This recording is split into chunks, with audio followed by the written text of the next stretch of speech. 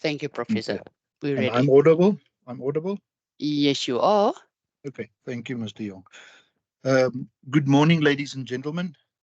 My name is Dion Tustin, and I'm proud to be the Chief Executive of the Bureau of Market Research at the University of South Africa. And yes, ladies and gentlemen, the second to last day of November 2023 has finally arrived.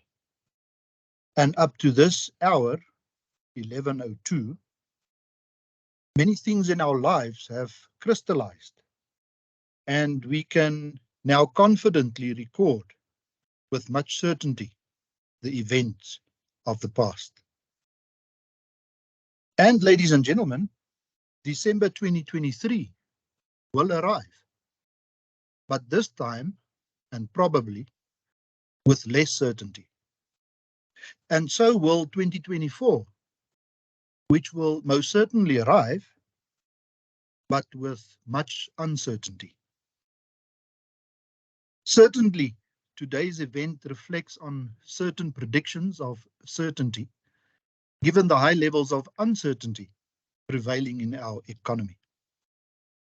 And this, ladies and gentlemen, bring me to the main key performance area of the Bureau of Market Research and UNISA's Economist of the Year competition, and that is predicting the uncertain future.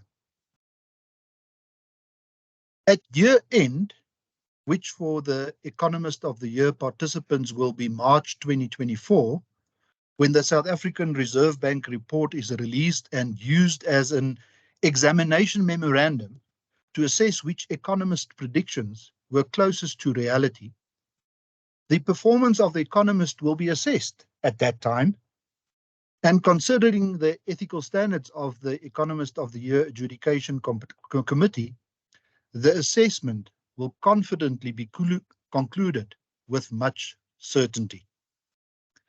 And ladies and gentlemen, it is within this exciting context that the BMR and UNISA has been hosting the Economist of the Year competition since 2022. And we are most appreciative of the handover of the competition by Media24 to the BMR at the end of 2021. And as a custodian of the competition, the BMR is proud to announce that the competition has been managed and administrated scrumptiously, and that the top 3 economists for 2022 has graciously been capped. Yes, this is what universities do. They cap excitement and they cap prestige and performance. And this is what the BMR has done with the worthy best predictors. Congratulations again to Mr. Emile du Plessis, Ms. Elise Creer, and Mr. Ulrich Hubert, who were finally announced as the top 3 economists for 2022, and with Mr. Hubert walking away with the laurels of top economist. Now, ladies and gentlemen, today's event represents the final round and closeout of the 35th, yes, from 1988 to 2023 Economist of the Year competition hosted by the Bureau of Market Research and UNISA since 2022. Yes, ladies and gentlemen, it is at this point of the event that I would like to request you to reach out to the react button at the top of your Teams meeting screen and press the applause image. And as a hint, select the image where the hands clap together to acknowledge this achievement. So I'm going to try again and I'll do the announcement. Today's event represents the final round and closeout of the 35th Economist of the Year competition. Can we please acknowledge that by applauding? Thank you. Similarly, I would like to request you this time to click on the like image or the thumbs up image in the Teams meeting to firstly welcome all the participants present of the 2023 Economist of the Year competition, and also through that action acknowledge the braveness of the economist to enroll for this year's competition. So colleagues, please, the thumbs up. Thank you. Ladies and gentlemen, and also to extend your digital skills on the Teams media platform to even higher levels, I would like to invite you to use the react button or image to post any greetings, comments, or share any emojis or GIFs in the chat box during any time of the event. And thank you. And if you don't know how to perform these tasks, I would like to encourage you to simply go to Google and ask ChatGTP to assist you. Yes, ladies and gentlemen, robotics at its best. And maybe you did not know, but in the past month, a Colombian beverage rum company has made history by appointing the world's first artificial intelligence-powered robot as CEO, named Micah, who is now managing the first robot-running rum company in the world. Ladies and gentlemen, without further ado, today's event will firstly provide you with a review of the 2023 Economist of the Year competition. And to assist with this review, Professor Karel van Aert, who is a research director at the Bureau of Market Research and also the project lead of the BMR UNISA Economist of the Year competition, who has gracefully agreed to provide today's audience with an overview of the 2023 projections and predictions of the participants. And what an honor, colleagues, to be in the presence of economists when reviewing, with a special focus then also on the economic expectations for 2024. Prof. van Aert, over to you. Thank you, Professor van Aert. Thank you so very much for the opportunity. So I'm just going to be providing you with a fairly quick overview of the competition during 2023. And the whole aim of this exercise is just to reflect on the various forecasts received, as well as how these forecasts actually changed during 2023. So I'm just going to provide a very quick introduction, then just have a look at the various pros and cons of economic forecasting, looking at the forecast here to 2023, and then just have a look at a capita selector of forecasts that you conducted during this year. Just as an introduction is that I'm very proud to announce that during 2023, a total of 36 of South Africa's top economists participated in the competition. And also during 2023, as Professor Tustin indicated, the top 3 economists for the 2022 Economist of the Year competition were capped, namely Mr. Uri Gibert, Ms. Elise Creer, and Mr. Emile du Plessis.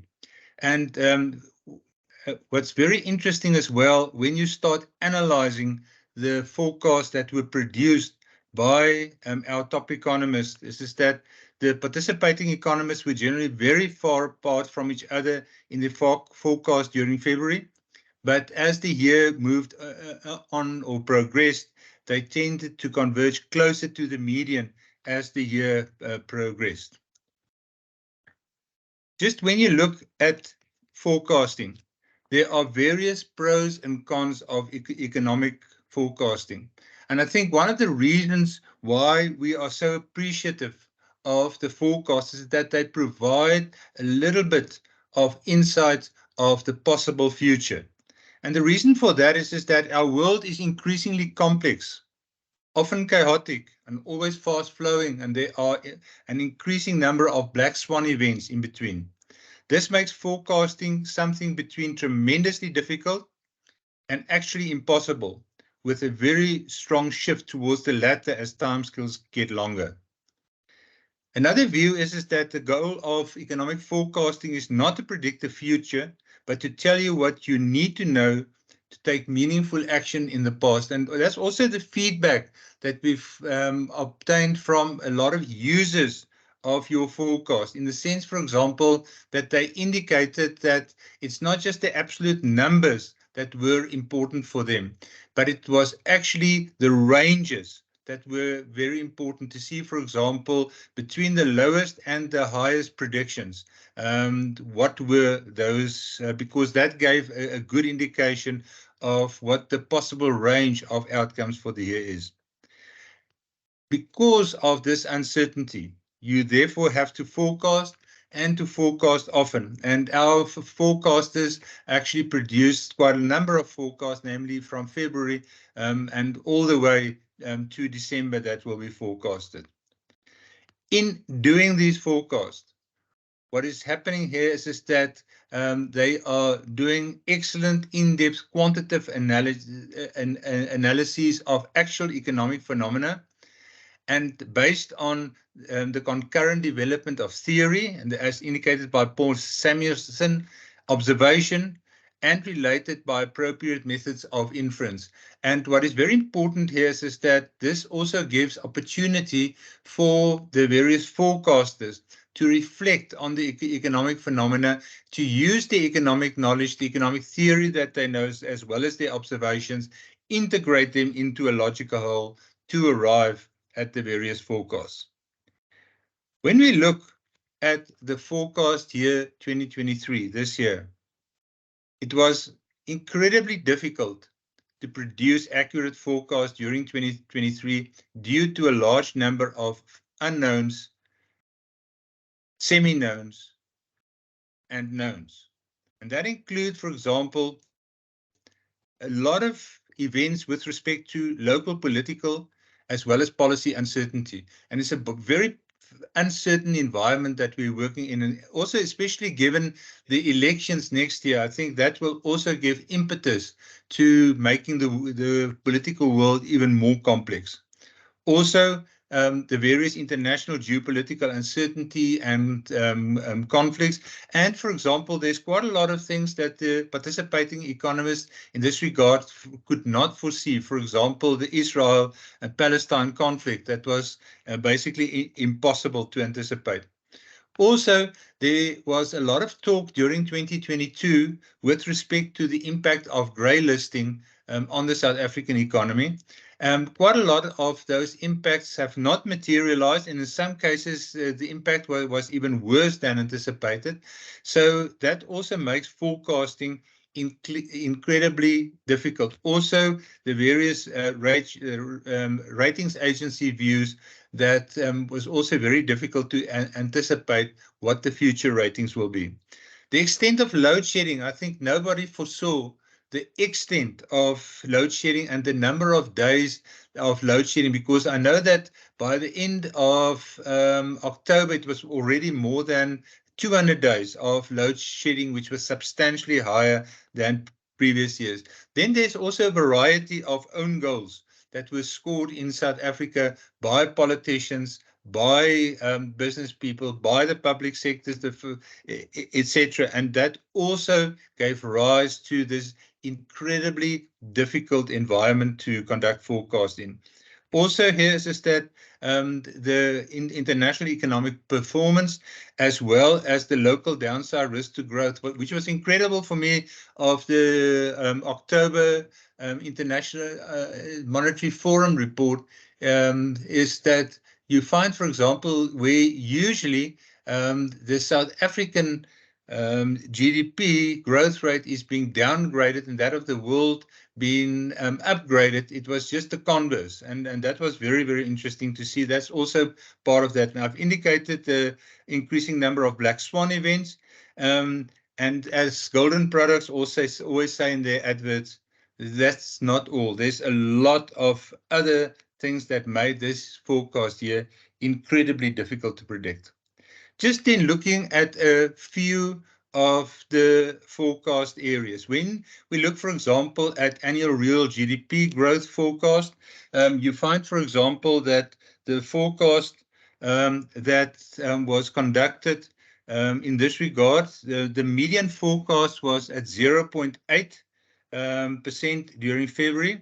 That declined to about 0.3% during May, and it remained that way up to about August with a slight up. And interesting in this regard is that the IMF's projection or forecast for the year is at 0.8%. And I think that might also have had an impact on some of the GDP releases during the year. But this just shows you how difficult it was to predict GDP accurately. Just then looking also at the median forecast with respect to consumer price inflation growth.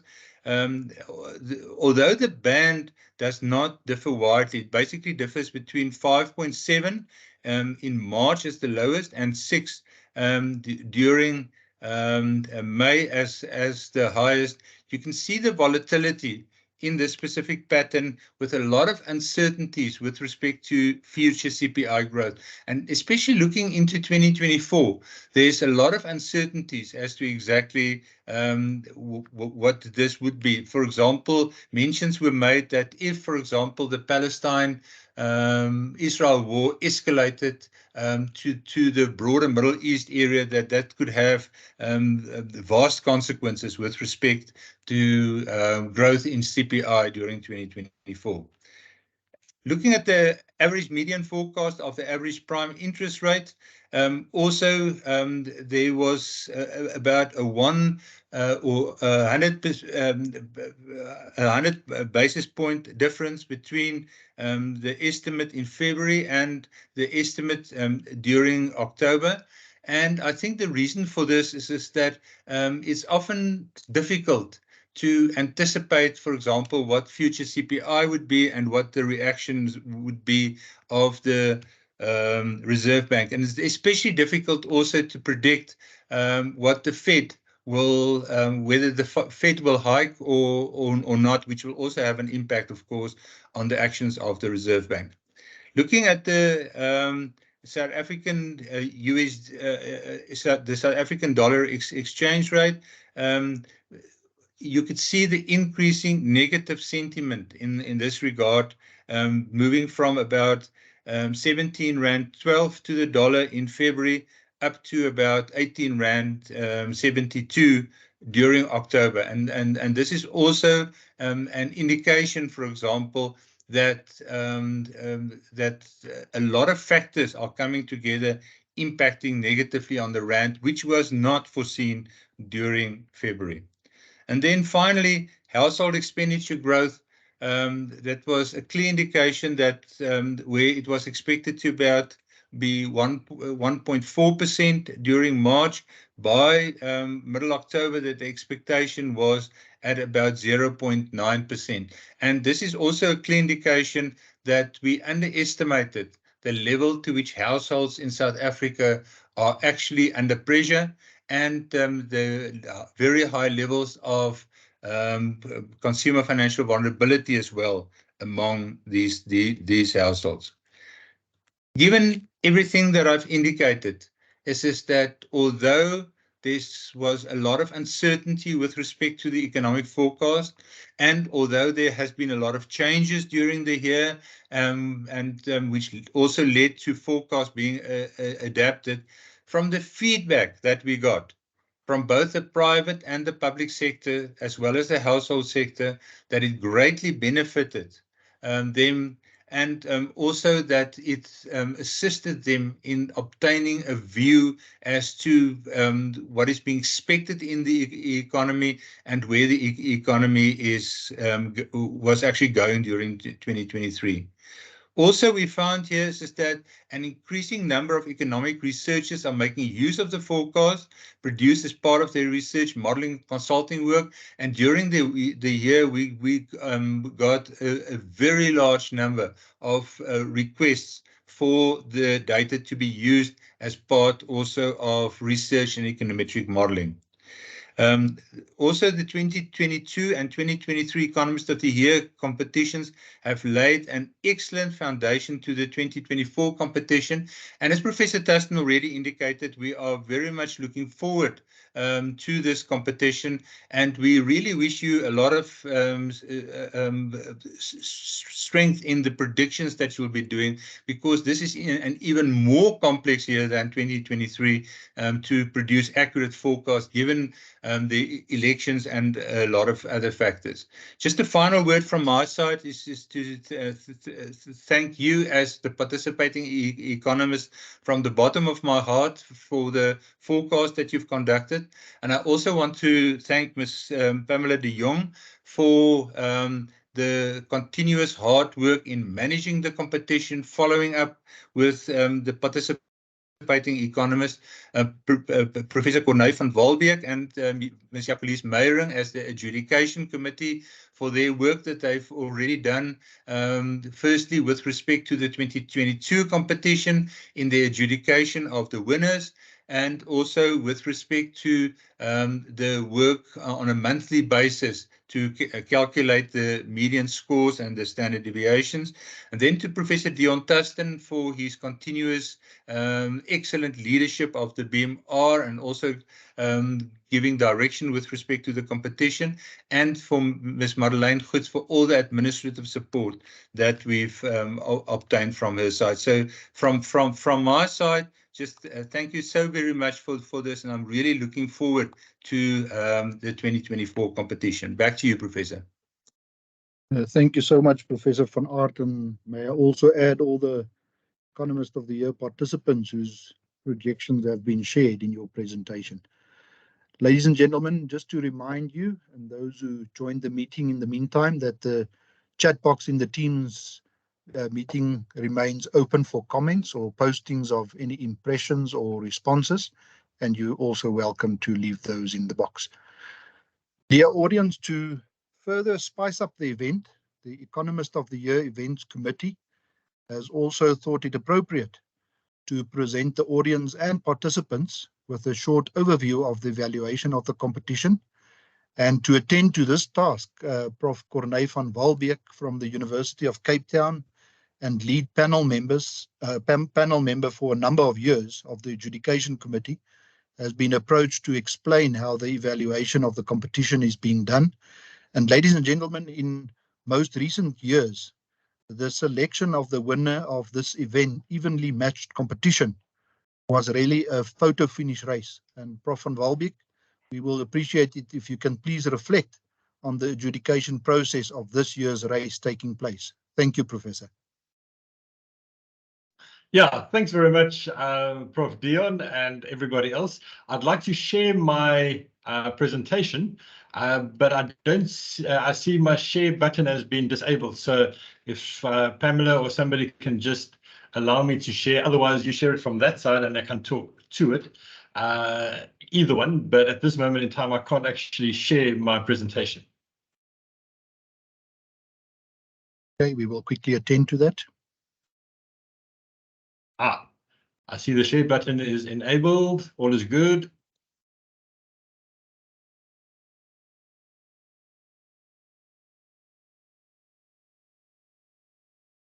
Thank you, Prof. van Walbeek. It's showing. If you can just run it from the start. All right. Am I in presentation mode? Can I just confirm? Thank you, sir. You're welcome to continue. All right. Okay, so thank you very much again for allowing me to take a few minutes just to chat about the adjudication and to just pass a few comments about how eventually the final winner has been determined. So I was a participant for a number of years. Of course, I can't take part and be the adjudicator, so I haven't been taking part for the last 4 or 5 years.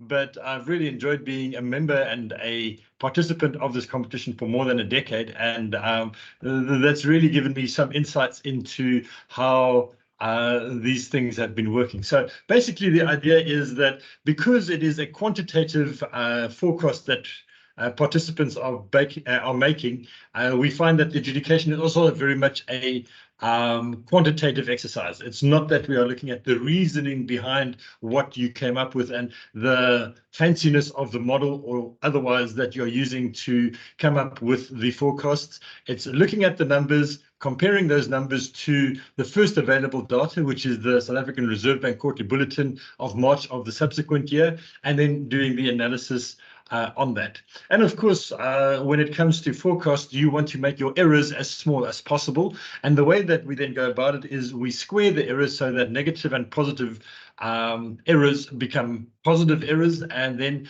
what we do is we find a sum of weighted squared errors for each of the different variables. And I'll explain a little bit more about that in a moment's time.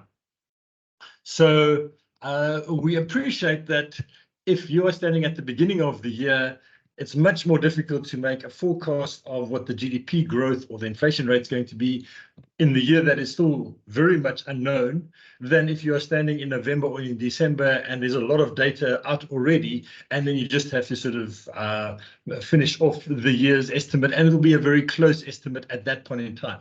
So the point is that at the beginning of the year, if you can get that right, as a forecaster, that counts much more than saying at the end of the year, well, inflation rate is going to be 5.9% and the inflation rate comes out at 5.9%. That's not all that tricky. But if you stand at the beginning of the year and you can get an accurate forecast, that certainly does. So the way that we go about it is we weigh the errors that are made in the beginning of the year more heavily than those that are being made at the end of the year. And I used the methodology that Professor Ian Smith adopted right in the 1980s already, and I said, right, the first month where the forecast is being made, that's February, we give the errors, the squared errors in that particular month, a value of 11. So we weigh them 11, and we then do it all the way through in a linear format, as I've indicated in my slides over here. So what I then do, and this is backed up by my colleagues at the BMR, for each variable, I then calculate the sum of the weighted squared errors. At the moment, we've got 8 variables that are being predicted. Up until 2020, there were 12 variables that were being predicted. So for each variable, I do exactly the same thing. I calculate the sum of the weighted squared errors. I then rank them, and I rank them from the lowest to the highest. And of course, the lowest weighted squared errors are the best. So that gets a ranking of 1. If you are last, the worst forecast for that particular error, you would be ranked in the current situation, I think it's 34, where there are 34 participants, you will be ranked 34th, and so on. So for each variable, we have a ranking.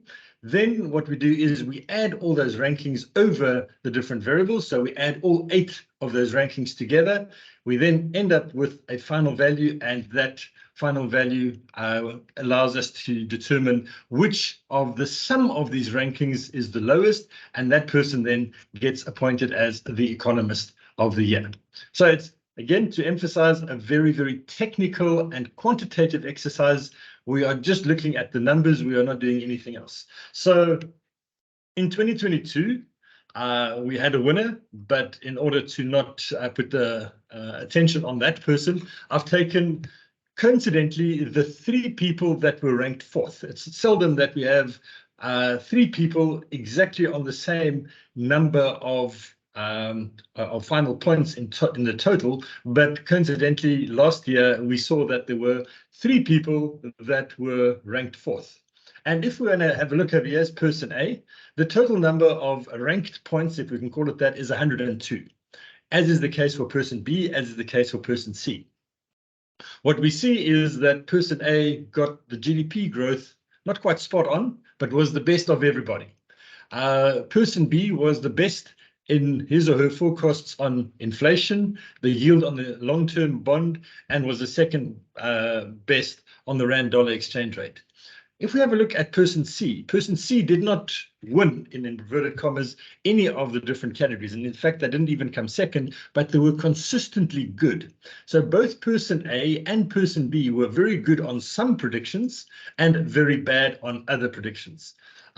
For instance, if person B had been substantially better on, for instance, the GDP growth. Let's get my pointer. If person B had been better on the GDP growth and had come in at, say, 10th, that person would have won the competition. It's as tight as that. So sometimes it's just one, maximum of 2 variables that cause the person to do significantly worse in a competition than other people. All right, so the question is, how close were the winning margins over the years? And to do this, it depends a little bit on what that last number of 102 in this particular instance, how is that number determined? Well, it's determined through this formula that I've discussed with you over here, but that number is affected by 2 things. The one thing that it's affected by is the number of participants in a year. You can imagine if there were hypothetically only 10 participants, the worst that you can do is 10th. If there were 100 participants, the worst that you can do in a particular variable is 100th. So the ranking would be much higher if there are more participants in a particular year. The other thing that we are looking at is the number of variables that are being forecast. As I've indicated, in 2021 and 2022, when the BMR took over the competition, we reduced the number of variables from 12 to 8. If there are 12 variables to be forecast, then we have to add 12 numbers together. If there are only 8 variables that are being forecast, there's only 8 rankings that are being added together. So between different years with different numbers of participants and between 2020 and 2021, we see that there's a degree of inconsistency we can't really compare. So, excuse me. Between 2020 and 2022, the number of participants fluctuated between 31 and 39. Also in 2023, that number also falls in that range of 31 to 39.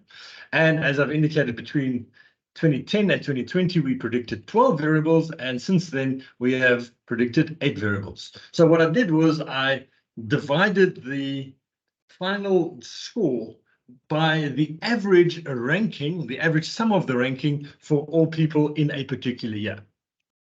So on the following page, what I've done is I've taken the rankings of the first 5 participants and I've divided that by the average of all participants in a particular year. So in other words, if you are supernaturally good and you are placed first on all variables, your index value will be close to 0. In practice, it's about 4 because the first ranking is 1, so you'll be getting 8 times 1. So your ranking would be 8 altogether if you get them all perfectly the best. And you divide that by the average ranking, which is in the order of about 200 in most instances.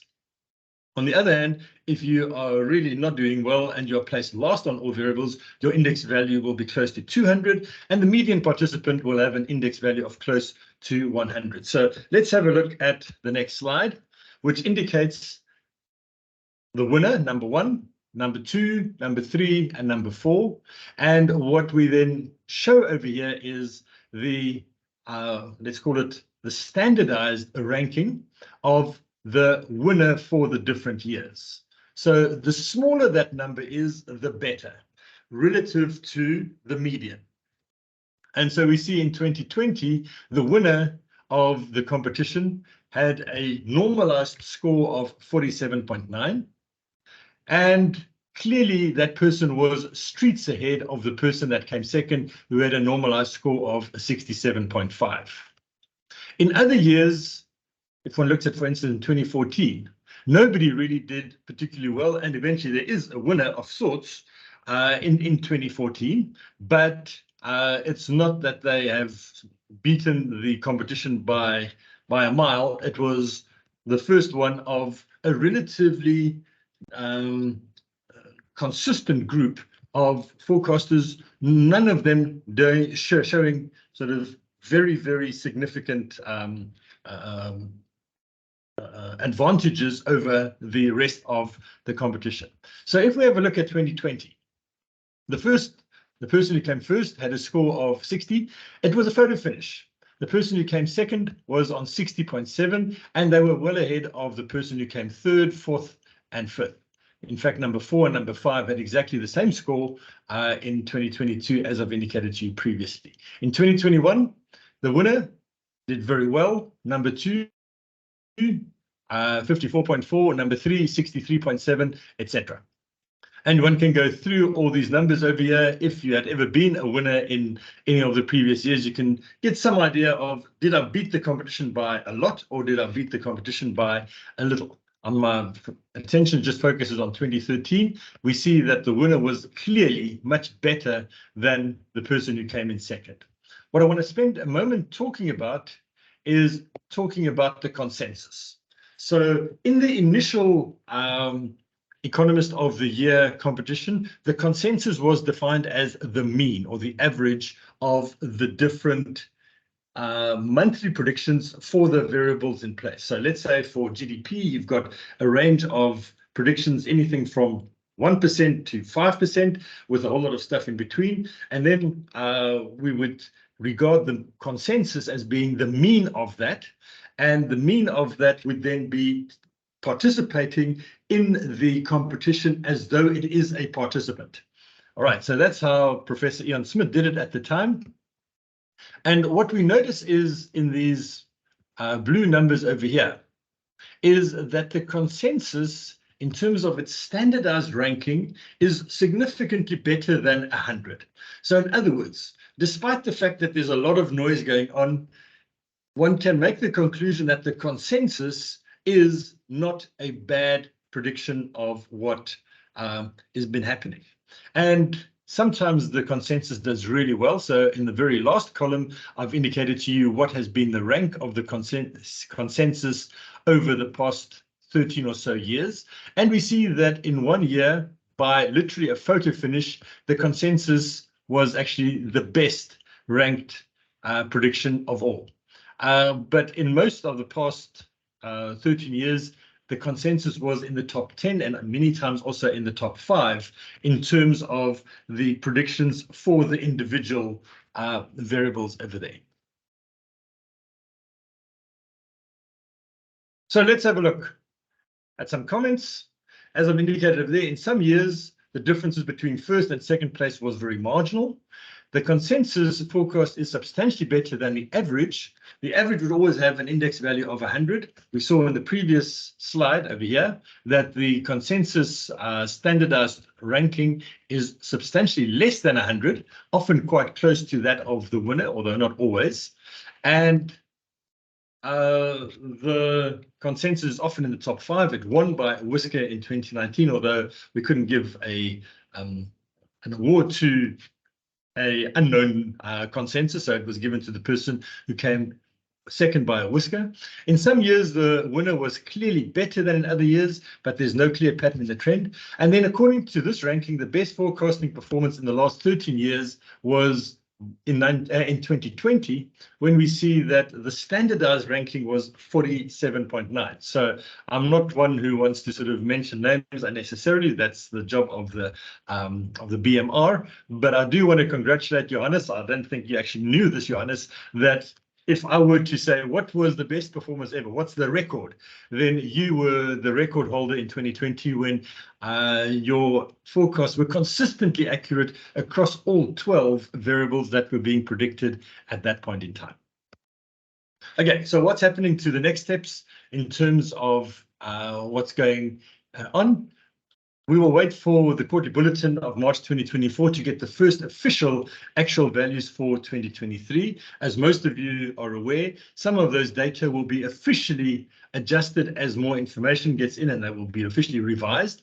We do not look at the revised numbers. Otherwise, it's a case of saying, it's the equivalent of saying, well, many years ago, we had a try counting for 4 points, and now a try counts for 5 points, and we should backwardly say, well, we actually won that test against the Wallabies in 1958 because we scored 1 extra try, and if we were to adjust the numbers to the new or the points to the new try, we would have won. It's not a case like that. It is what happens in March that we will then compare the forecasted numbers to in terms of the in terms of the actual numbers that have come out. Then myself and someone in the BMR will independently do the calculations. We've got it pretty much under control at this point in time. And then the results are sent to the BMR, and then the ball is in their court to take it further. So I think that's all I want to say. Thank you for listening. I'm going to stop my presentation now. And back to you, Professor Dion. Thank you, Professor van Walbeek. And most certainly, I think the adjudication committee takes their job very serious, and we also believe that the process is transparent and fair, as been demonstrated by Professor van Walbeek. So thank you so much, Prof, for sharing. And I think a question which probably remains is it too late for some final economic predictions? And my own short answer to this question, as reflected in the closeout event invitation, is let's ask our Economist of the Year super forecasters. And one of them, ladies and gentlemen, I will be introducing next. And arguably, there is no more appropriate way to host the closeout event without involving the top economist of the year for 2022. Therefore, we've invited, and amiably Mr. Ulrich Huber has agreed to address the audience today by reflecting on the value of the competition for the participants and the country. And ladies and gentlemen, I would once again please request you to use your react function or button at the top of the Teams platform. Then click on the laugh emoji. And in this fashion, we collectively announce the welcoming of Mr. Ulrich Huber as a guest of honor to today's event. Thank you, Ulrich. We most certainly are looking forward to your message and wisdom. Thank you.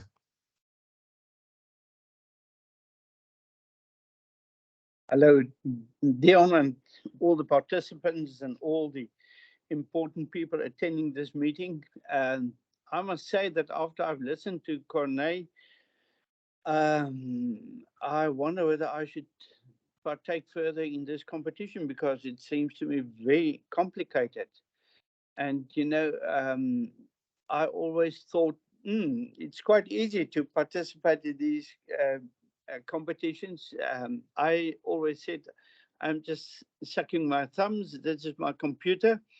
And let me just carry on.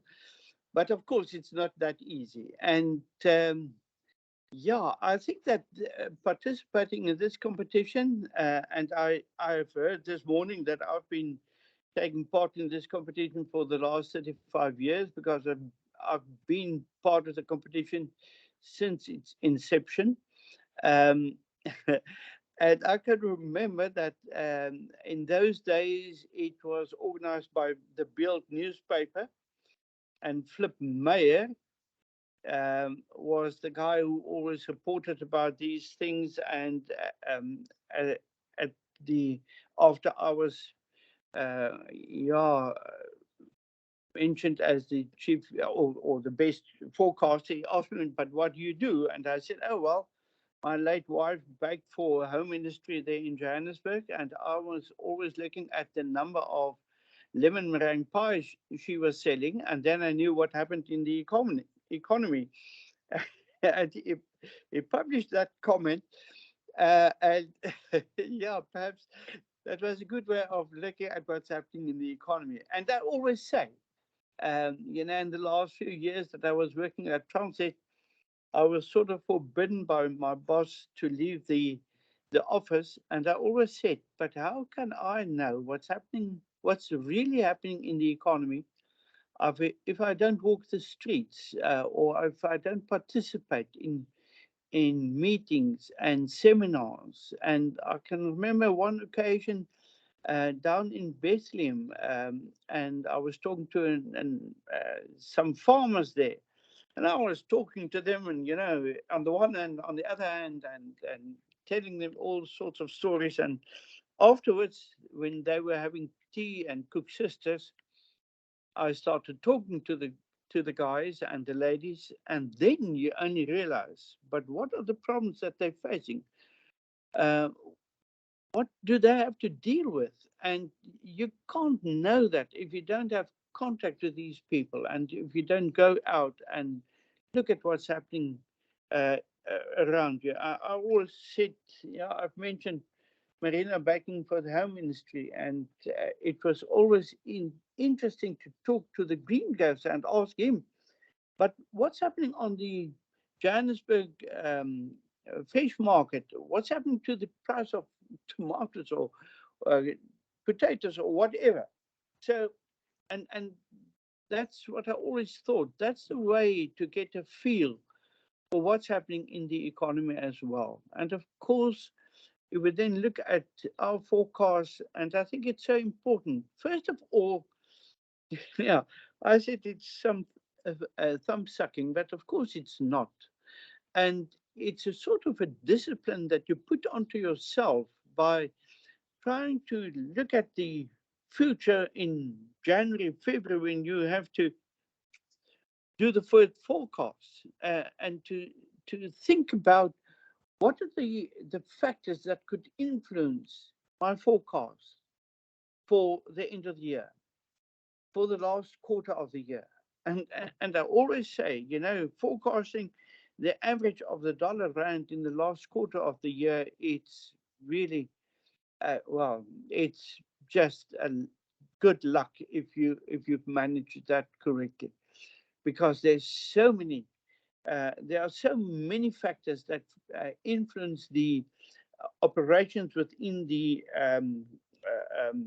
foreign exchange markets. And I've only heard now that, you know, the banks, and I see here are some participants of the banks as well, only the banks influence the exchange rate there in 2007 to whatever date, 2013, I think the numbers were called. But if you look at that, yes, how do you know that these markets could be manipulated by some people participating in these markets? I, of course, always think that the foreign exchange markets, the volumes in those markets, it's so big that you can perhaps influence the market for a period of time, but not for any long period of time. So in any case, but I think that if we look at this, the discipline that it puts onto us and our way of thinking about the problems faced by the South African economy, by the world economy, which influences our developments in the domestic economy. If we look at that, yes, it places a discipline on us, but it also helps the people in the organizations where we work. And if I look at the competition now handled by the BMR, then I say, yeah, so many other people can benefit from these sort of forecasts, just to give them an indication of the way that we think about the developments within the economy, the risks. And I always say that if we look at our forecasts, I always say, but just take this as an indication of the risks that I see and that you have to take into consideration if you plan the operations within your business. So I think it's very important for us to participate in these competitions because it places the discipline on us. And secondly, it gives the organizations in which we work, but also the broader audiences outside the corporations or the big businesses, but into the small businesses, to assist them to take certain decisions. And yeah, I then in conclusion just want to say to the BMR, thank you for bringing this competition to life again, because in the last few years of Media 24, I was all thinking, oh, you know, they just handle it because they have to. So thank you for the new life brought into this competition. And I want to thank Pamela de Jong for getting us to say, but come on, where's your forecast? So thank you for that. And thank you for all the work that's been done by you at the BMR, but also with Corneille in adjudication of this competition. Thank you that we can continue with this competition. And I hope the next 35 years will also be fruitful and an indication of what we think, what the risks are, or the opportunities are in the economy in the next 12 months. Thank you very much. Thank you indeed, Ulrich, and indeed an honor to be addressed by the previous year's winner. And my request to you is please do not let yourself be intimidated by the adjudication committee to scare you from any future participation. I won't. Thank you, Ulrich. We really appreciate your time. Ladies and gentlemen, hunting season for participants for the 2024 Economist of the Year competition will start on the 1st of December 2024, and the existing and prospective participants will be receiving an invitation from the administrator to enroll for the 2024 competition. If you don't want to miss out on this opportunity, please guard and check your email inbox during the next week when Ms. Pamela de Jong will send out the registration form for the 2024 Economist of the Year competition. Ladies and gentlemen, as a host of the closeout event, I would like to thank you on behalf of the competition committee for attending today's closeout event. Johan, I've noted, and I also see Corné has responded to your comment in the chat box, and we will most certainly consider your recommendation. I would like to extend a word of thanks to the Economist of the Year task team consisting of Professor Karel van Aert, who's really leading the project by distinction. The Economist of the Year Adjudication Committee consisting of Professor Corné van Walbeek and Ms. Jacquelies Meyring from the BMR. Ms. Pamela de Jong, who has already been thanked by all the others, but really who serves as an excellent administrator of this competition. Ms. Madeleine Goets, who assisted with especially the public relation function of the event among our corporate members and staff. And then also UNISA as co-partner and host of the Economist of the Year competition. And in particular, I would like to mention the name of Mr. Ramakumba, who's the CFO at UNISA, together with Ms. Kandela, who's also at the CFO's office and has been representing UNISA in this competition and event. Ladies and gentlemen, the Bureau of Market Research and UNISA remain committed to continue the hosting of the event in 2024, as we trust that the competition will collectively contribute to a better understanding of the economic affairs of our country, and that this will create a foundation for strategies to grow our economy, not only over the short, but also over the medium to long term. Your participation in today's event is highly valued, and thank you for your support. And please accept my farewell greetings, and may you all have a splendid festive season, and looking forward to meet you again in 2024. Bye-bye for now. Thank you.